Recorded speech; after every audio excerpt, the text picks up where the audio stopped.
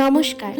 আজ আমাদের সকল সনাতনীদের কাছে অত্যন্ত বিশেষ একটি দিন। আজ আমাদের ভগবান পুরুষোত্তম শ্রী শ্রী রামচন্দ্রের জন্মদিন। আর ওনারই জন্ম জয়ন্তী উপলক্ষে ভগবান বিষ্ণুর সপ্তম অবতার শ্রী রামচন্দ্রের মূর্তি আজ সুপার ক্লে দিয়ে বানানোর চেষ্টা করছি।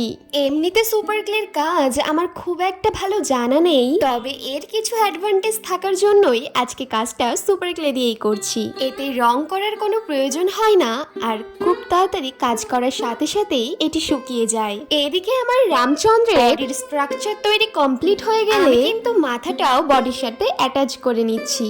আর আজকে যদি ভিডিওটি তোমার কাছে পৌঁছে যায় তাহলে অবশ্যই কিন্তু কমেন্টে জয় শ্রীরাম লেখো। এইদিকে দেখো আমি ছোট্ট শ্রী রামচন্দ্রের জন্য ছোট্ট তীরধনুকও তৈরি করে নিয়েছি। এবার তোমরাই ঝটপট জানিয়ে ফেলো এই ছোট্ট শ্রী রামচন্দ্রের মূর্তি তোমাদের কেমন লাগলো। আর ভালো লেগে থাকলে অবশ্যই একটি লাইক করে দিও।